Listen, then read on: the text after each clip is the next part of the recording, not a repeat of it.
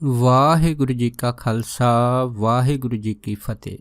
ਗੁਰੂ ਪਿਆਰੀ ਗੁਰੂ ਸਵਾਰੀ ਪਰਮ ਸਤਿਕਾਰਯੋਗ ਸਾਧ ਸੰਗਤ ਜੀਓ, ਆਪ ਸਾਰੀਆਂ ਸੰਗਤਾਂ ਨੇ ਮੂਲ ਮੰਤਰ ਦੀ ਤਾਕਤ ਦੀਆਂ ਬਹੁਤ ਸਾਰੀਆਂ ਐਸੀਆਂ ਗੁਰਸਿੱਖਾਂ ਦੀਆਂ ਜੋ ਰਹੱਸਮਈ ਘਟਨਾਵਾਂ ਉਹ ਸਰਵਣ ਕੀਤੀਆਂ ਹੋਣਗੀਆਂ, ਜਿਸ ਤੋਂ ਪਤਾ ਲੱਗਦਾ ਕਿ ਮੂਲ ਮੰਤਰ ਦੀ ਤਾਕਤ ਕਿਤਨੀ ਬੇਸ਼ੁਮਾਰ ਹੈ। ਸੋ ਅੱਜ ਦੱਸ ਇਸੇ ਹੀ ਵਿਸ਼ੇ ਦੇ ਉੱਤੇ ਇੱਕ ਇੰਗਲੈਂਡ ਦੇ ਸ਼ਹਿਰ ਬਰਮਿੰਘਮ ਦੀ ਜੋ ਇੱਕ ਖਾਸ ਘਟਨਾ ਹੈ, ਜਿਹੜੀ ਮੂਲ ਮੰਤਰ ਦੀ ਸ਼ਕਤੀ ਦੇ ਉੱਤੇ ਆਧਾਰਿਤ ਆ, ਆਪ ਸਾਰੀਆਂ ਸੰਗਤਾਂ ਨਾਲ ਸਾਂਝਾ ਕਰਦਾ ਹੈਗਾ, ਤਾਂ ਜੋ ਉਹ ਗੁਰਸਿੱਖ ਜਿਹੜੇ ਹਜੇ ਮੂਲ ਮੰਤਰ ਦੇ ਜਾਪ ਤੋਂ ਅਣਜਾਣ ਆ ਜਾਂ ਜਿਨ੍ਹਾਂ ਦੇ ਅੰਦਰ ਹਜੇ ਮੂਲ ਮੰਤਰ ਜਪਣ ਦਾ ਉਤਸ਼ਾਹ ਬੜਾ ਘੱਟ ਹੈ, ਉਹਨਾਂ ਦਾ ਉਤਸ਼ਾਹ ਵਧਿਆ ਜਾਵੇ। ਸੋ ਜਦੋਂ ਉਹਨਾਂ ਦਾ ਉਤਸ਼ਾਹ ਜਿਹੜਾ ਨਾ ਮੂਲ ਮੰਤਰ ਦੇ ਜਾਪ ਵੱਲ ਜ਼ਿਆਦਾ ਹੋ ਜਾਏਗਾ, ਉਹਨਾਂ ਦੀ ਰੁਚੀ ਜ਼ਿਆਦਾ ਹੋ ਜਾਏਗੀ, ਅਤੇ ਉਹਨਾਂ ਦੇ ਅੰਦਰ ਵੀ ਮੂਲ ਮੰਤਰ ਦੇ ਅੰਦਰ ਛੁਪੀ ਮਹਾਨ ਸ਼ਕਤੀ ਦਾ ਆਪਣੇ ਅੰਦਰ ਅਨੁਭਵ ਹੋ ਜਾਏਗਾ। ਅਸਲ ਦੇ ਵਿੱਚ ਆਪਾਂ ਦੇਖਦੇ ਹਾਂ ਕਿ ਜਿਹੜੇ ਗੁਰਸਿੱਖ ਜਦੋਂ ਕਿਸੇ ਵੀ ਸ਼ਬਦ ਦਾ ਜਾਪ ਕਰਦੇ ਆ ਤਾਂ ਜਾਪ ਕਰਦੇ ਕਰਦੇ ਉਸ ਸ਼ਬਦ ਦੀ ਤਾਕਤ ਦੇ ਜਾਣੂ ਹੋ ਜਾਂਦੇ ਆ, ਜਾਂ ਕਹ ਲਓ ਕਿ ਉਸ ਸ਼ਬਦ ਦੀ ਜਿਹੜੀ ਤਾਕਤ ਹੈਗੀ ਉਹਦੀ ਨਜ਼ਰ ਦੇ ਵਿੱਚ ਆ ਜਾਂਦੀ ਹੈ। ਜਦੋਂ ਗੁਰਸਿੱਖ ਉਸ ਸ਼ਬਦ ਦੀ ਤਾਕਤ ਦੀ ਨਜ਼ਰ ਦੇ ਵਿੱਚ ਆ ਜਾਂਦਾ ਤਾਂ ਫਿਰ ਉਸ ਦੇ ਉੱਤੇ ਪਰਮੇਸ਼ਰ ਦੀ ਕਿਰਪਾ ਹੋਣੀ ਬਹੁਤ ਸਰਲ ਗੱਲ ਹੈ। ਇਸ ਕਰਕੇ ਵਾਹਿਗੁਰੂ ਆਪਣੇ ਭਗਤਾਂ ਨੂੰ ਬਹੁਤ ਪਿਆਰ ਕਰਦਾ। ਉਹ ਭਗਤ ਜਿਹੜੇ ਅੰਤਰਾਤਮਾ ਮਨ ਤਨ ਧਨ ਦੇ ਨਾਲ ਪਰਮੇਸ਼ਰ ਦੇ ਕਿਸੇ ਵੀ ਨਾਮ ਜਪਦੇ ਸ਼ਬਦ ਦਾ ਅੰਦਰ ਅਭਿਆਸ ਕਰਦੇ ਆ ਅਤੇ ਉਸ ਦੇ ਉੱਤੇ ਪੂਰਾ ਪਹਿਰਾ ਦੇ ਕੇ ਵਾਹਿਗੁਰੂ ਦੇ ਨਾਲ ਆਪਣੀ ਇੱਕ ਸੁਰਤਾ ਨੂੰ ਕਾਇਮ ਰੱਖਦੇ ਆ। ਸੋ ਇਹ ਵੀ ਘਟਨਾ ਹੈ ਨਾ ਇਸੇ ਹੀ ਤਰ੍ਹਾਂ ਬੜੀ ਰੌਚਕ ਹੈਗੀ ਆ। ਉਹਨਾਂ ਟਾਈਮਾਂ ਦੇ ਵਿੱਚ ਜਦ ਬਰਮਿੰਘਮ ਸ਼ਹਿਰ ਦੇ ਵਿੱਚ ਇੱਕ ਪੀਰ ਰਹਿੰਦਾ ਸੀਗਾ, ਉਹ ਜਿਹੜਾ ਪੀਰ ਸੀ ਉਹਦਾ ਆਪਣਾ ਦਬਦਬਾ ਬਰਮਿੰਘਮ ਸ਼ਹਿਰ ਦੇ ਉੱਤੇ ਇੰਨਾ ਜ਼ਿਆਦਾ ਸੀਗਾ ਕਿ ਹਰੇਕ ਆਦਮੀ ਉਹਦਾ ਭੈ ਖਾਂਦਾ ਹੁੰਦਾ ਸੀ। ਉਸ ਪੀਰ ਨੇ 14 ਕਲਾਮਾਂ ਨੂੰ ਸਿੱਧ ਕੀਤਾ ਹੋਇਆ ਸੀਗਾ, ਅਤੇ ਕਲਾਮਾਂ ਤਾਂ ਇੱਕ ਤੋਂ ਹੀ ਬਹੁਤ ਵੱਡੀ ਚੀਜ਼ ਹੁੰਦੀ ਆ। ਕਿਸੇ ਇੱਕ ਦੋ ਚੀਜ਼ਾਂ ਨੂੰ ਸਿੱਧ ਕਰ ਲੈਣਾ ਉਹਦੇ ਨਾਲ ਆਦਮੀ ਦਾ ਕਾਫੀ ਪ੍ਰਭਾਵ ਬਣ ਜਾਂਦਾ, ਲੇਕਿਨ ਉਸ ਨੇ 14 ਦੀਆਂ 14 ਜੋ ਕਲਾਮਾਂ ਹੈ ਉਸ ਨੂੰ ਸਿੱਧ ਕੀਤਾ ਹੋਇਆ ਸੀਗਾ। ਇਸ ਕਰਕੇ ਉਹਨੇ ਆਪਣਾ ਜਿਹੜਾ ਪੂਰਾ ਦਬਦਬਾ ਸੀਗਾ ਆਪਣੇ ਨਾਲ ਦੇ ਸੰਗੀ ਸਾਥੀਆਂ ਦੇ ਉੱਤੇ ਕੀਤਾ ਹੋਇਆ ਸੀਗਾ। ਬਹੁਤ ਸਾਰੀਆਂ ਸੰਗਤਾਂ ਔਰ ਖ਼ਾਸ ਕਰਕੇ ਕਈ ਸਿੱਖ ਪਰਿਵਾਰ ਵੀ ਉਸ ਪੀਰ ਦੇ ਨਾਲ ਜੁੜੇ ਹੁੰਦੇ ਸੀਗੇ, ਜਿਹੜੇ ਸਮੇਂ ਆਉਣ ਦੇ ਉੱਤੇ ਆਪਣਾ ਕੰਮ ਉਸ ਤੋਂ ਕਰਾਉਂਦੇ ਹੁੰਦੇ ਸੀ। ਤਾਂ ਉਹ ਪੀਰ ਇਹਨਾਂ ਕੰਮਾਂ ਨੂੰ ਕਰਨ ਦੇ ਵਾਸਤੇ ਇਹਨਾਂ ਤੋਂ ਬੜੀ ਭਾਰੀ ਰਕਮ ਹਾਸਲ ਕਰਦਾ ਹੁੰਦਾ ਸੀ। ਅਤੇ ਉਸ ਪੀਰ ਦਾ ਦਬਦਬਾ ਜਾਂ ਕਹਿ ਲਓ ਪ੍ਰਭਾਵ ਬਰਮਿੰਘਮ ਸ਼ਹਿਰ ਦੇ ਉੱਤੇ ਇੰਨਾ ਜ਼ਿਆਦਾ ਸੀ ਕਿ ਉੱਥੋਂ ਦੇ ਇੱਕ ਜੱਜ ਨੇ ਆਪਣੀ ਲੜਕੀ ਦਾ ਰਿਸ਼ਤਾ ਵੀ ਉਸ ਪੀਰ ਨੂੰ ਕਰ ਦਿੱਤਾ ਸੀ। ਦੇਖੋ, ਜਦੋਂ ਕਿਸੇ ਆਦਮੀ ਦਾ ਹੰਕਾਰ ਸਿਖਰਾਂ ਦੇ ਉੱਤੇ ਹੁੰਦਾ ਹੈ ਤਾਂ ਉਸ ਦੇ ਹੰਕਾਰ ਨੂੰ ਤੋੜਨ ਲਈ ਵਾਹਿਗੁਰੂ ਆਪ ਹੀ ਕਿਸੇ ਨਾ ਕਿਸੇ ਇੱਕ ਰੱਬੀ ਰੂਹ ਨੂੰ ਉਸ ਇਲਾਕੇ ਦੇ ਵਿੱਚ ਭੇਜ ਦਿੰਦਾ ਹੈ। ਇਸੇ ਤਰ੍ਹਾਂ ਇੱਕ ਗੁਰਸਿੱਖ ਭਾਈ ਕੀਰਤਨੀਏ ਸੀਗੇ, ਇਹਨਾਂ ਨੂੰ ਆਮ ਕਰਕੇ ਸੰਗਤ ਬੜੇ ਪ੍ਰੇਮ ਦੇ ਨਾਲ ਪਟਵਾਰੀ ਕਹਿੰਦੀ ਸੀਗੀ। ਇਹਨਾਂ ਦੀ ਡਿਊਟੀ ਵੀ ਜਿਹੜੀ ਹੈ ਨਾ ਮਹਾਂਪੁਰਖਾਂ ਨੇ ਉਸ ਬਰਮਿੰਘਮ ਸ਼ਹਿਰ ਦੇ ਵਿੱਚ ਕੀਰਤਨ ਦੀ ਲਾ ਦਿੱਤੀ ਕਿ ਤੁਸੀਂ ਉੱਥੇ ਕੀਰਤਨ ਕਰਕੇ ਜਿੰਨੀਆਂ ਵੀ ਸੰਗਤਾਂ ਹੈਗੀਆਂ ਉਸ ਨੂੰ ਵਾਹਿਗੁਰੂ ਧੰਨ ਗੁਰੂ ਗ੍ਰੰਥ ਸਾਹਿਬ ਮਹਾਰਾਜ ਦੇ ਚਰਨਾਂ ਨਾਲ ਜੋੜੋ। ਦੇਖੋ, ਇਹ ਜਿਹੜੇ ਸੱਜਣ ਸੀਗੇ ਇਹ ਨਾਮ ਅਭਿਆਸੀ ਬੜੇ ਸੀ। ਖਾਸ ਕਰਕੇ ਇਹ ਰੋਜ਼ ਅੰਮ੍ਰਿਤ ਵੇਲੇ ਉੱਠ ਕੇ ਇਹਨਾਂ ਨੇ ਇੱਕ ਨਿਯਮ ਪਾਲ ਲਿਆ ਸੀਗਾ, ਜਿਸ ਨਿਯਮ ਦੇ ਆਧਾਰ ਦੇ ਉੱਤੇ ਇਹ 33 ਮਾਲਾ ਰੋਜ਼ ਮੂਲ ਮੰਤਰ ਦੀਆਂ ਅੰਮ੍ਰਿਤ ਵੇਲੇ ਹਾਜ਼ਰੀ ਭਰਦੇ ਹੁੰਦੇ ਸੀ। ਸੋ ਇਸ ਤਰ੍ਹਾਂ ਇਹਨਾਂ ਦਾ ਜਿਹੜਾ ਨੇਮ ਸੀਗਾ 33 ਸਾਲਾਂ ਤੋਂ ਲਗਾਤਾਰ ਚੱਲ ਰਿਹਾ ਸੀਗਾ, ਅਤੇ ਇਹ ਨੇਮ ਨੂੰ ਇਸੇ ਤਰ੍ਹਾਂ ਨਿਰਵਿਘਨ ਅੰਮ੍ਰਿਤ ਵੇਲਾ ਸੰਭਾਲਦੇ ਆ ਰਹੇ ਸੀ। ਪਰ ਕਿਉਂਕਿ ਇਹ ਬਿਲਕੁਲ ਨਿਸ਼ਕਾਮ ਭਗਤੀ ਕਰਦੇ ਸੀਗੇ, ਇਸ ਕਰਕੇ ਇਹਨਾਂ ਨੂੰ ਇਸ ਚੀਜ਼ ਦਾ ਕੋਈ ਗਿਆਨ ਨਹੀਂ ਸੀਗਾ ਕਿ ਇਹਨਾਂ ਦੇ ਨਾਲ ਕੌਣ ਕੀ ਕਰ ਰਿਹਾ ਹੈਗਾ। ਦੇਖੋ, ਜਦ ਇਹਨਾਂ ਦੀ ਡਿਊਟੀ ਉਸ ਸ਼ਹਿਰ ਦੇ ਵਿੱਚ ਕੀਰਤਨ ਦੀ ਲੱਗੀ, ਇਹ ਪਟਵਾਰੀ ਜੀ ਉਸ ਬਰਮਿੰਘਮ ਸ਼ਹਿਰ ਦੇ ਵਿੱਚ ਗਏ ਅਤੇ ਉੱਥੇ ਗੁਰਦੁਆਰਾ ਸਾਹਿਬ ਕੀਰਤਨ ਕਰਨਾ ਇਹਨਾਂ ਨੇ ਆਰੰਭ ਕਰ ਦਿੱਤਾ। ਜਦ ਕੀਰਤਨ ਕਰਨਾ ਆਰੰਭ ਕੀਤਾ, ਦੇਖੋ ਮੁੱਖ 'ਤੇ ਕੀਰਤਨ ਵਾ ਅੰਦਰ ਨਾਮ ਦੀ ਕਮਾਈ ਆ। ਇਸ ਕਰਕੇ ਜੋ ਅੰਦਰ ਰਸ ਬਣਨਾ ਸੁਭਾਵਿਕ ਹੈਗਾ, ਅਤੇ ਮਹਾਂਪੁਰਖਾਂ ਦਾ ਬਚਨ ਵਾ ਕਿ ਜਿਹੜੇ ਗੁਰਸਿੱਖ ਅੰਤਰਾਤਮਾ ਕਰਕੇ ਪਰਮੇਸ਼ਰ ਨਾਲ ਜੁੜੇ ਹੁੰਦੇ ਆ, ਉਹਨਾਂ ਦੀ ਫਿਰ ਜਿਹੜੀ ਆਵਾਜ਼ ਹੈ ਜਾਂ ਉਹਨਾਂ ਦੇ ਜਿਹੜੇ ਬੋਲ ਆ ਦੂਸਰਿਆਂ ਉੱਤੇ ਅਸਰ ਰੱਖਦੇ ਆ। ਇਸ ਕਰਕੇ ਬਹੁਤ ਸਾਰੀ ਸੰਗਤ ਜਿਹੜੀ ਸੀ ਭਾਈ ਸਾਹਿਬ ਭਾਈ ਪਟਵਾਰੀ ਜੀ ਦੇ ਨਾਲ ਉਹਨਾਂ ਟਾਈਮਾਂ ਦੇ ਵਿੱਚ ਜੁੜ ਗਈ, ਔਰ ਉਸ ਸੰਗਤ ਦੇ ਜੁੜਨ ਕਰਕੇ ਬਹੁਤ ਸਾਰੀ ਸੰਗਤ ਜਿਹੜੀ ਪਹਿਲਾਂ ਉਸ ਪੀਰ ਦੇ ਨਾਲ ਜੁੜੀ ਹੋਈ ਸੀ, ਉਸ ਤਰ੍ਹਾਂ ਦੀਆਂ ਜਿਹੜੀਆਂ ਤੰਤਰਿਕ ਸ਼ਕਤੀਆਂ ਸੀਗੀਆਂ ਉਹਦੇ ਪ੍ਰਭਾਵ ਦੇ ਥੱਲੇ ਆਈ ਸੀ, ਉਸ ਦੇ ਨਾਲੋਂ ਟੁੱਟ ਗਏ। ਇਸ ਸਹੀ ਮਾਰਗ ਧੰਨ ਗੁਰੂ ਨਾਨਕ ਸਾਹਿਬ ਮਹਾਰਾਜ ਦਾ ਇਹਦੇ ਨਾਲ ਜੁੜ ਗਈ ਸੀ। ਜਦ ਸੰਗਤ ਜਿਹੜੀ ਸੀ ਇਹਦੇ ਨਾਲ ਜੁੜ ਗਈ ਤੇ ਉਸ ਦੀ ਖਬਰ ਉਸ ਪੀਰ ਨੂੰ ਵੀ ਲੱਗੀ। ਫਿਰ ਉਹਦੇ ਮਨ ਦੇ ਵਿੱਚ ਬੜੀ ਈਰਖਾ ਜਾਗੀ ਕਿ ਇੱਕ ਇੰਡੀਆ ਉੱਤੋਂ ਕੋਈ ਗੁਰਸਿੱਖ ਆਇਆ ਤੇ ਉਹ ਕੀਰਤਨ ਕਰਕੇ ਮੇਰੇ ਨਾਲ ਦੀਆਂ ਜਿੰਨੇ ਵੀ ਜਿਹੜੇ ਮੇਰੇ ਸੰਗੀ ਸਾਥੀ ਆ ਉਹਨਾਂ ਨੂੰ ਤੋੜ ਕੇ ਆਪਣੇ ਨਾਲ ਜੋੜ ਰਿਹਾ ਹੈਗਾ। ਜਿਸ ਕਰਕੇ ਉਹ ਪੀਰ ਜਿਹੜਾ ਸੀ ਬਖਲਾ ਗਿਆ। ਜਦ ਪੀਰ ਬਖਲਾ ਗਿਆ, ਉਸ ਪੀਰ ਨੇ ਇਸ ਗੁਰਸਿੱਖ ਦੇ ਉੱਤੇ ਆਪਣੀਆਂ ਜਿਹੜੀਆਂ ਕਲਾਮਾਂ ਇਸ ਢੰਗ ਦੇ ਨਾਲ ਚਲਾਉਣੀਆਂ ਸ਼ੁਰੂ ਕੀਤੀਆਂ। ਇਹਨੂੰ ਕਿਉਂਕਿ ਆਪਣੀਆਂ ਜਿਹੜੀਆਂ ਕਲਾਮਾਂ ਜੋ ਇਹਨੇ ਸਿੱਧ ਕੀਤੀਆਂ ਹੋਈਆਂ ਸੀ ਉਹਨਾਂ 'ਤੇ ਬੜਾ ਮਾਣ ਸੀਗਾ ਅਤੇ ਇਹਨੇ ਮਨ 'ਚ ਸੋਚਿਆ ਸੀ ਵੀ ਮੈਂ ਇੱਕੋ ਹੀ ਕਲਾਮ ਦੇ ਨਾਲ ਉਸ ਸਿੱਖ ਦਾ ਜਿਹੜਾ ਜਾਨੀ ਅਤੇ ਮਾਲੀ ਨੁਕਸਾਨ ਕਰ ਦੂੰਗਾ ਅਤੇ ਉਸ ਨੂੰ ਬਰਮਿੰਘਮ ਦੇ ਵਿੱਚੋਂ ਸਦਾ ਵਾਸਤੇ ਧਕੇਲ ਦੂੰਗਾ।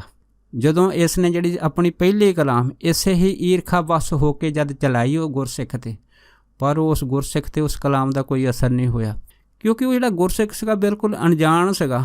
ਔਰ ਖ਼ਾਸ ਕਰਕੇ ਇੰਗਲੈਂਡ ਬਰਮਿੰਘਮ ਵਾਲੇ ਗੋਰਿਆਂ ਦੇ ਮੁਲਕ ਦੇ ਵਿੱਚ ਉਹਨੇ ਮਨ 'ਚ ਕਦੀ ਸੋਚਿਆ ਨਹੀਂ ਸੀ ਕਿ ਕੋਈ ਉਹਦੇ ਨਾਲ ਇਸ ਤਰ੍ਹਾਂ ਈਰਖਾ ਵੀ ਕਰ ਰਿਹਾ ਹੈਗਾ ਅਤੇ ਉਸ ਦਾ ਜਾਨੀ ਮਾਲੀ ਨੁਕਸਾਨ ਇਹਨਾਂ ਤਾਂਤਰਿਕ ਸ਼ਕਤੀਆਂ ਦੇ ਨਾਲ ਕਰ ਰਿਹਾ ਹੈਗਾ। ਫਿਰ ਦੇਖੋ ਉਹੀ ਪੀਰ ਜਦੋਂ ਇਹਦੇ ਉੱਤੇ ਜਿਹੜੀ ਕਲਾਮ ਛੱਡਦਾ ਸੀ ਉਹਨੇ ਆਪਣੇ ਚੇਲੇ ਭੇਜ ਕੇ ਪਤਾ ਕਰਦਾ ਸੀਗਾ ਕਿ ਉਹ ਗੁਰਸਿੱਖ ਜਿਸ ਰਿਹਾਇਸ਼ ਦੇ ਵਿੱਚ ਰਹਿੰਦਾ ਹੈ ਪਤਾ ਕਰੋ ਕਿ ਉਹਦਾ ਕੋਈ ਨੁਕਸਾਨ ਹੋਇਆ ਜਾਂ ਨਹੀਂ ਹੋਇਆ, ਕੀ ਉਹਦਾ ਜਾਨੀ ਮਾਲੀ ਕੋਈ ਨੁਕਸਾਨ ਹੋਇਆ। ਪਰ ਉਹਦੇ ਜਿਹੜੇ ਨਾਲ ਦੇ ਜੁੜੇ ਹੋਏ ਹੋਰ ਲੋਕ ਸੀਗੇ ਜ਼ਿਆਦਾ ਅੱਗੇ ਪੀਰ ਨੂੰ ਦੱਸਦੇ ਸੀ ਕਿ ਉਹ ਤਾਂ ਸਿੱਖ ਇਸੇ ਤਰ੍ਹਾਂ ਨਿਰੰਤਰ ਕੀਰਤਨ ਕਰ ਰਿਹਾ ਹੈ, ਉਸ ਦਾ ਕੋਈ ਵੀ ਜਾਨੀ ਮਾਲੀ ਨੁਕਸਾਨ ਨਹੀਂ ਹੋ ਰਿਹਾ।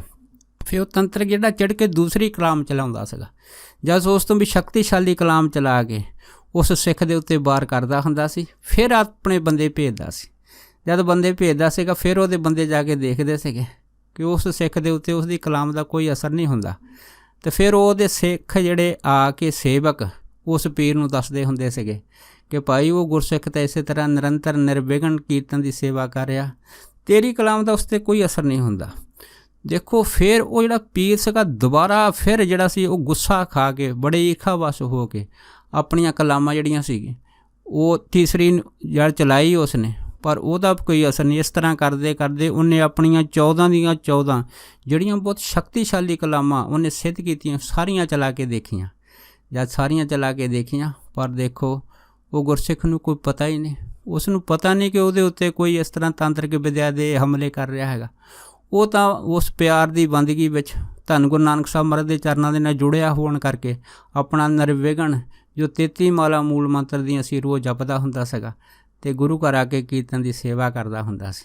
ਪਰ 14 ਕਲਾਮਾਂ ਤੋਂ ਬਾਅਦ ਵੀ ਜਦ ਉਸ ਗੁਰਸਿੱਖ ਦੇ ਉੱਤੇ ਕੋਈ ਅਸਰ ਨਹੀਂ ਹੋਇਆ, ਫਿਰ ਉਹ ਜਿਹੜਾ ਤਾਂਤਰਿਕ ਸੀ ਬੜਾ ਮਜਬੂਰ ਹੋ ਗਿਆ। ਮਨ 'ਚ ਸੋਚਿਆ ਕਿ ਮੈਂ ਇੰਨੀਆਂ ਕਲਾਮਾਂ ਦੇ ਹਮਲੇ ਇਹਦੇ ਉੱਤੇ ਬੋਲੇ ਆ, ਇਹ ਸਿੱਖ ਦਾ ਨੁਕਸਾਨ ਕਿਉਂ ਨਹੀਂ ਹੁੰਦਾ, ਕਿਉਂ ਨਹੀਂ ਉਹਦਾ ਜਾਨੀ ਮਾਲੀ ਨੁਕਸਾਨ ਹੁੰਦਾ, ਕੋਈ ਸਮਝ ਨਹੀਂ ਆਉਂਦੀ। ਫਿਰ ਉਹਨੇ ਮਨ 'ਚ ਸੋਚਿਆ ਕਿ ਇੱਕ ਵਾਰ ਆਖਰੀ ਯਤਨ ਕਰਕੇ ਦੇਖ ਲੈਂਦੇ ਹਾਂ। ਫਿਰ ਉਸ ਪੀਰ ਨੇ ਆਪਣੀਆਂ ਜਿਹੜੀਆਂ 14 ਕਲਾਮਾਂ ਸੀਗੀਆਂ ਉਹ ਇੱਕੋ ਵਾਰੀ ਇਸ ਗੁਰਸਿੱਖ ਦੇ ਉੱਤੇ ਹਮਲੇ ਦੇ ਰੂਪ ਦੇ ਵਿੱਚ ਛੱਡੀਆਂ। ਜਦ ਇੱਕੋ ਵਾਰ ਇੱਕ ਰਾਤ ਜਿਹੜੀ ਸੀ ਉਹਨੇ ਕਈ ਦਿਨ ਇਹਨਾਂ ਕਲਾਮਾਂ ਨੂੰ ਪੜ੍ਹ ਕੇ 14 ਦਾ ਇਕੱਠ ਕਰਕੇ ਜਦ ਹਮਲਾ ਬੋਲਿਆ ਅਤੇ ਉਸੇ ਟਾਈਮ ਕਿਸੇ ਗੁਪਤ ਸ਼ਕਤੀ ਨੇ ਉਸੇ ਹੀ ਪੀਰ ਨੂੰ ਚੱਕ ਕੇ ਸਾਹਮਣੇ ਵਾਲੀ ਦੀਵਾਰ ਦੇ ਵਿੱਚ ਬੜੇ ਜ਼ੋਰ ਦੀ ਪਟਕਾਰ ਮਾਰਿਆ। ਜਦ ਪਟਕਾਰ ਮਾਰਿਆ ਅਤੇ ਉਹ ਪੀਰ ਲਹੂ ਲਹਾਨ ਹੋ ਗਿਆ ਅਤੇ ਉਹਦੇ ਸਰੀਰ ਦੀਆਂ ਕਈ ਹੱਡੀਆਂ ਵੀ ਟੁੱਟ ਗਈਆਂ ਅਤੇ ਹੱਡੀਆਂ ਟੁੱਟਣ ਦੇ ਨਾਲ ਉਹ ਪੀਰ ਜਿਹੜਾ ਸੀਗਾ ਬੜੇ ਚੰਬੇ ਵਿੱਚ ਫਸ ਗਿਆ ਕਿ ਮੈਂ 14 ਕਲਾਮਾਂ ਉਹ 'ਤੇ ਛੱਡੀਆਂ ਸੀਗਾ ਪਰ ਉਲਟਾ ਹੀ ਮੇਰੇ ਉੱਤੇ ਜਿਹੜਾ ਹੈ ਉਹ ਹਮਲਾ ਹੋ ਗਿਆ। ਅਤੇ ਉਸ ਨੇ ਮਹਿਸੂਸ ਕੀਤਾ ਕਿ ਜ਼ਰੂਰ ਕੋਈ ਗੁਪਤ ਸ਼ਕਤੀ ਉਸੇ ਸਿੱਖ ਦੀ ਰੱਖਿਆ ਕਰਦੀ ਆ, ਇੰਨੀ ਸ਼ਕਤੀਸ਼ਾਲੀ ਆ ਕਿ ਮੇਰੀਆਂ 14 ਕਲਾਮਾਂ ਜਿਹੜੀਆਂ ਉਹਦੇ ਮੂਹਰੇ ਪੂਰੀ ਤਰ੍ਹਾਂ ਫੇਲ ਹੋ ਗਈਆਂ ਅਤੇ ਸਾਰੀ ਦੀ ਸਾਰੀ ਜਿਹੜੀ ਮੇਰੀ ਤੰਤਰ ਵਿਦਿਆ ਹੈਗੀ ਆ ਉਹ ਜਾਂਦੀ ਲੱਗੀ। ਅਤੇ ਉਹ ਪੀਰ ਜਿਹੜਾ ਸੀਗਾ ਉਹ ਪੂਰਾ ਲਹੂ ਲਹਾਨ ਹੋ ਕੇ ਬੇਬਸ ਹੋ ਕੇ ਥੱਲੇ ਭੁੰਜੇ ਲੰਮਾ ਪਿਆ ਚੀਕ ਰਿਹਾ ਸੀਗਾ। ਫਿਰ ਉਹਦੇ ਸੇਵਕਾਂ ਨੇ ਚੱਕ ਕੇ ਉਹਨੂੰ ਹੌਸਪੀਟਲ ਭਰਤੀ ਕਰਾਇਆ। ਜਦੋਂ ਉਹ ਹੌਸਪੀਟਲ ਭਰਤੀ ਹੋਇਆ ਉਸ ਤੋਂ ਬਾਅਦ ਉਹਦਾ ਡਾਕਟਰ ਨੇ ਇਲਾਜ ਕੀਤਾ। ਇਲਾਜ ਕਰਨ ਤੋਂ ਬਾਅਦ ਜਦੋਂ ਫਿਰ ਉਹ ਪੀਰ ਜਿਹੜਾ ਸੀ ਵਾਪਸ ਆਪਣੇ ਘਰ ਕਮਰੇ ਦੇ ਵਿੱਚ ਆਇਆ, ਫਿਰ ਉਹਨੇ ਸਾਰੇ ਆਪਣੇ ਸੇਵਕਾਂ ਨੂੰ ਆਪਣੇ ਪਾਸ ਬੁਲਾਇਆ ਅਤੇ ਬੁਲਾ ਕੇ ਜਿਹੜੀ ਸੀ ਇਹ ਸੁਨੇਹਾ ਦਿੱਤਾ ਕਿ ਜਾ ਕੇ ਉਸ ਗੁਰਸਿੱਖ ਨੂੰ ਕਹੋ ਕਿ ਤੈਨੂੰ ਤੇਰੇ ਪੀਰ ਨੇ ਬੁਲਾਇਆ ਹੈ। ਅਗਰ ਉਹ ਨਹੀਂ ਵੀ ਆਊਗਾ ਅਤੇ ਉਸ ਦੀ ਮਿਹਨਤ ਤਰਲਾ ਕਰਕੇ ਕਿਸੇ ਤਰ੍ਹਾਂ ਵੀ ਉਸ ਨੂੰ ਮੇਰੇ ਪਾਸ ਇੱਕ ਵਾਰੀ ਜ਼ਰੂਰ ਲੈ ਕੇ ਆਓ, ਕਿਉਂਕਿ ਮੈਂ ਆਪਣੀਆਂ ਗਹਿਰੀਆਂ ਸੱਟਾਂ ਕਰਕੇ ਇਸ ਸੱਟ ਚੋਟ ਤੋਂ ਬਾਅਦ ਬੇਬਸ ਹੋ ਕੇ ਮੈਂ ਉਹਦੇ ਪਾਸੇ ਜਾ ਨਹੀਂ ਸਕਦਾ, ਇਸ ਕਰਕੇ ਤੁਸੀਂ ਸਾਰੇ ਇਕੱਠੇ ਹੋ ਕੇ ਉਹਨੂੰ ਲੈ ਕੇ ਆਓ। ਦੇਖੋ ਉਹਦੇ ਜਿੰਨੇ ਵੀ ਜਿਹੜੇ ਚਾਟੜੇ ਸੀਗੇ ਜਦ ਗੁਰਸਿੱਖ ਪਟਵਾਰੀ ਦੇ ਘਰ ਜਿਸ ਰਿਹਾਇਸ਼ ਮਕਾਨ ਦੇ ਵਿੱਚ ਰਹਿੰਦਾ ਸੀ ਉਹਨੂੰ ਲੈਣ ਗਏ ਤੇ ਉਹਨਾਂ ਨੇ ਕੀ ਦੇਖਿਆ ਕਿ ਉਹਦਾ ਜਿਹੜਾ ਦਰਵਾਜ਼ਾ ਗੁਰਸਿੱਖ ਦਾ ਅੰਦਰੋਂ ਲੌਕ ਸੀ, ਬੰਦ ਸੀ। ਉਹਨਾਂ ਨੇ ਜਾ ਕੇ ਉੱਥੇ ਘੰਟੀਆਂ ਵਜਾਈਆਂ। ਜਦ ਬਿੱਲਾਂ ਵੱਜੀਆਂ ਉਹ ਗੁਰਸਿੱਖ ਅੰਦਰੋਂ ਆਇਆ। ਜਦ ਉਹਨੇ ਆਪਣੇ ਘਰ ਦਾ ਦਰਵਾਜ਼ਾ ਖੋਲ੍ਹਿਆ ਤਾਂ ਕੀ ਦੇਖਿਆ, ਬਹੁਤ ਸਾਰੇ ਜਿਹੜੇ ਲੋਕ ਉਹਦੇ ਘਰ ਦੇ ਦਰਵਾਜ਼ੇ ਮੂਹਰੇ ਖੜ੍ਹੇ ਆ। ਉਹ ਗੁਰਸਿੱਖ ਬੜਾ ਹੈਰਾਨ ਹੋਇਆ ਕਿ ਇੰਨੇ ਲੋਕ ਮੇਰੇ ਪਾਸ ਕੀ ਕਰਨ ਆਏ ਆ। ਫਿਰ ਉਹਨੇ ਲੋਕਾਂ ਨੇ ਦੱਸਿਆ ਕਿ ਤੁਹਾਨੂੰ ਪੀਰ ਜੀ ਨੇ ਯਾਦ ਕੀਤਾ, ਪੀਰ ਜੀ ਨੇ ਬੁਲਾਇਆ ਹੈ, ਅਸੀਂ ਤੁਹਾਨੂੰ ਲੈਣ ਆਏ ਹਾਂ। ਜਦ ਇੰਨੀ ਗੱਲ ਹੋਈ ਤਾਂ ਫਿਰ ਗੁਰਸਿੱਖ ਕਹਿਣ ਲੱਗਾ ਕਿ ਮੈਂ ਤਾਂ ਇਸ ਬਰਮਿੰਘਮ ਇਲਾਕੇ ਵਿੱਚ ਕਿਸੇ ਪੀਰ ਨੂੰ ਨਹੀਂ ਜਾਣਦਾ ਅਤੇ ਉਸਨੇ ਮੈਨੂੰ ਕਿਉਂ ਬੁਲਾਇਆ ਹੈਗਾ। ਤਾਂ ਫਿਰ ਉਹਦੇ ਨਾਲ ਦੇ ਜਿੰਨੇ ਚਾਟੜੇ ਸੀ ਉਹ ਕਹਿਣ ਲੱਗੇ ਕਿ ਇਹਦੇ ਬਾਰੇ ਸਾਨੂੰ ਪਤਾ ਨਹੀਂ, ਪਰ ਉਹਨੇ ਖਾਸ ਜ਼ੋਰ ਦੇ ਕੇ ਸਾਨੂੰ ਇਹੀ ਬਾਰ-ਬਾਰ ਕਿਹਾ ਹੈ ਵੀ ਕਿਸੇ ਵੀ ਤਰ੍ਹਾਂ ਤੁਸੀਂ ਉਹ ਗੁਰਸਿੱਖ ਨੂੰ ਇੱਕ ਵਾਰ ਮੇਰੇ ਸਾਹਮਣੇ ਜ਼ਰੂਰ ਲੈ ਕੇ ਆਓ, ਮੇਰੇ ਪਾਸ ਜ਼ਰੂਰ ਲੈ ਕੇ ਆਓ। ਜਦੋਂ ਉਹਨਾਂ ਪੀਰ ਦੇ ਜਿਹੜੇ ਚਾਟੜੇ ਸੀ ਉਹਨਾਂ ਨੇ ਗੁਰਸਿੱਖ ਦੇ ਅੱਗੇ ਸਾਰੀ ਫਰਿਆਦ ਕੀਤੀ। ਫਿਰ ਦੇਖੋ ਗੁਰਸਿੱਖ ਜਿਹੜਾ ਸੀਗਾ ਨਾਲ ਚੱਲਣ ਵਾਸਤੇ ਤਿਆਰ ਹੋਇਆ, ਪਰ ਉਹਦੇ ਚਾਟੜੇ ਨੇ ਫਿਰ ਗੁਰਸਿੱਖ ਪਟਵਾਰੀ ਜੀ ਨੂੰ ਇਹ ਦੱਸਿਆ ਸੀਗਾ ਕਿ ਇਹ ਜਿਹੜਾ ਪੀਰ ਹੈ ਕਾਫੀ ਚਿਰਾਂ ਤੋਂ ਬਰਮਿੰਘਮ ਸ਼ਹਿਰ ਦੇ ਵਿੱਚ ਰਹਿ ਰਿਹਾ ਹੈ ਅਤੇ ਇੱਥੇ ਦਾ ਇੱਕ ਜੱਜ ਨੇ ਆਪਣੀ ਲੜਕੀ ਦਾ ਰਿਸ਼ਤਾ ਵੀ ਉਹਦੇ ਨਾਲ ਕੀਤਾ ਹੋਇਆ ਹੈ ਅਤੇ ਬਹੁਤ ਸਾਰੇ ਜਿਹੜੇ ਬਰਮਿੰਘਮ ਦੇ ਲੋਕ ਉਹਦੇ ਨਾਲ ਜੁੜੇ ਹੋਏ ਆ। ਅਤੇ ਇਸ ਪੀਰ ਨੇ 14 ਕਲਾਂ ਸਿੱਧ ਕੀਤੀਆਂ ਅਤੇ ਇਸ ਦੀ ਜਿਹੜੀ ਹੈ ਨਾ 14 ਦੀ ਜਿਹੜੀ ਵਿੱਦਿਆ ਹੈਗੀ ਆ ਕਲਾਮਾਂ ਦੀ, ਇਹ ਇੰਨੀ ਸ਼ਕਤੀਸ਼ਾਲੀ ਆ ਕਿ ਇਹਦੇ ਉਹ ਮੂਹਰੇ ਕੋਈ ਵੀ ਆਦਮੀ ਠਹਿਰ ਨਹੀਂ ਸਕਦਾ। ਕਿਸੇ ਨੇ ਵੀ ਇਹਦੇ ਨਾਲ ਦੁਸ਼ਮਣੀ ਪਾਈ ਆ ਅਤੇ ਉਹ ਜਿਹੜਾ ਆਦਮੀ ਆ ਉਸ ਦਾ ਜਾਨੀ ਅਤੇ ਮਾਲੀ ਨੁਕਸਾਨ ਇਸ ਪੀਰ ਨੇ ਕੀਤਾ ਹੈਗਾ। ਜਿਸ ਕਰਕੇ ਇਸ ਪੀਰ ਦਾ ਦਬਦਬਾ ਜਾਂ ਜੋ ਇਹਦਾ ਇੰਨਾ ਡਰ ਵਾ ਇਸ ਸ਼ਹਿਰ ਦੇ ਵਿੱਚ ਇੰਨਾ ਬਣ ਗਿਆ ਹੈ ਕਿ ਕੋਈ ਵੀ ਆਦਮੀ ਜਿਹੜਾ ਪੀਰ ਦੇ ਖਿਲਾਫ ਆਵਾਜ਼ ਨਹੀਂ ਉਠਾ ਸਕਦਾ। ਜਦ ਇਹ ਗੱਲ ਹੋਈ ਤਾਂ ਫਿਰ ਉਹ ਗੁਰਸਿੱਖ ਕਹਿਣ ਲੱਗਾ ਕਿ ਪਹਿਲਾਂ ਤਾਂ ਮੈਂ ਵੀ ਮਨ 'ਚ ਸੋਚਿਆ ਕਿ ਜਿਸ ਤਰ੍ਹਾਂ ਇਹ ਲੋਕ ਇਹਦੇ ਚਾਟੜੇ ਪੀਰ ਬਾਰੇ ਦੱਸ ਰਹੇ ਆ ਅਤੇ ਭਾਈ ਮੈਂ ਤਾਂ ਇੱਕ ਬਾਬੇ ਨਾਨਕ ਦਾ ਮਾਮੂਲੀ ਸਿੱਖ ਹਾਂ, ਖੈਰ ਅਗਰ ਉਸਨੇ ਬੁਲਾਇਆ ਹੈ ਤਾਂ ਜ਼ਰੂਰ ਕੋਈ ਗੱਲ ਹੋਏਗੀ। ਫਿਰ ਦੇਖੋ ਜਿਹੜਾ ਗੁਰਸਿੱਖ ਸੀ ਉਹ ਅਰਦਾਸ ਬੇਨਤੀ ਕਰਕੇ ਘਰੋਂ ਉਹਨਾਂ ਆਦਮੀਆਂ ਦੇ ਨਾਲ ਗੱਡੀ 'ਚ ਬੈਠ ਕੇ ਉਸ ਪੀਰ ਦੇ ਪਾਸ ਗਿਆ। ਜਦ ਉਹਦੇ ਪੀਰ ਦੇ ਘਰ ਦੇ ਵਿੱਚ ਗਿਆ ਸੀਗਾ ਅਤੇ ਫਿਰ ਪੀਰ ਨੇ ਜਿੰਨੇ ਵੀ ਜਿਹੜੇ ਨਾਲ ਦੇ ਉਹਦੇ ਲੋਕੀ ਸੀਗੇ ਖਾਸ ਬੈਠਣ ਉੱਠਣ ਵਾਲੇ, ਉਹਨਾਂ ਸਾਰਿਆਂ ਨੂੰ ਕਮਰੇ 'ਚੋਂ ਬਾਹਰ ਕੱਢ ਦਿੱਤਾ ਅਤੇ ਉਹ ਗੁਰਸਿੱਖ ਨੂੰ ਸਾਹਮਣੇ ਆਪਣੇ ਮੰਜੇ ਦੇ ਹੈ ਨਾ ਸੋਫੇ 'ਤੇ ਬੈਠਣ ਵਾਸਤੇ ਬੇਨਤੀ ਕੀਤੀ। ਉਹ ਗੁਰਸਿੱਖ ਜਦ ਸੋਫੇ 'ਤੇ ਬੈਠੇ ਆ ਫਿਰ ਪੀਰ ਨੇ ਆਪਣੇ ਖਾਸ ਆਦਮੀ ਨੂੰ ਆਪਣੇ ਪਾਸ ਬੁਲਾਇਆ ਅਤੇ ਉਸ ਨੂੰ ਕਿਹਾ ਕਿ ਜਿੰਨੀ ਵੀ ਮੇਰੀ ਜਿਹੜੀ ਜ਼ਿੰਦਗੀ ਦੀ ਧਨ ਦੌਲਤ ਹੈਗੀ ਆ ਸਾਰੀ ਚੱਕ ਕੇ ਇੱਕ ਗੁਰਸਿੱਖ ਦੇ ਚਰਨਾਂ 'ਤੇ ਰੱਖ ਦੇ। ਦੇਖੋ ਫਿਰ ਉਹਦਾ ਜਿਹੜਾ ਚੇਲਾ ਅੰਦਰ ਗਿਆ, ਉਹਨੇ ਅੰਦਰੋਂ ਜਾ ਕੇ ਸੋਨੇ ਦੀਆਂ ਇੱਟਾਂ ਅਤੇ ਬਹੁਤ ਸਾਰੇ ਰੁਪਈਆਂ ਪੌਂਡਾਂ ਦੇ ਜਿਹੜੇ ਬੰਡਲ ਸੀਗੇ ਉਸ ਗੁਰਸਿੱਖ ਦੇ ਚਰਨਾਂ ਦੇ ਅੱਗੇ ਜਿਹੜੇ ਸੀ ਉਹ ਢੇਰੀ ਕਰ ਦਿੱਤੇ। ਜਦ ਢੇਰੀ ਕਰਦੇ ਤਾਂ ਉਹ ਫਿਰ ਗੁਰਸਿੱਖ ਪਟਵਾਰੀ ਜੀ ਕਹਿਣ ਲੱਗੇ ਕਿ ਇਹ ਸਭ ਕੀ ਆ, ਮੈਂ ਇਹਦੇ ਬਾਰੇ ਨਹੀਂ ਜਾਣਦਾ।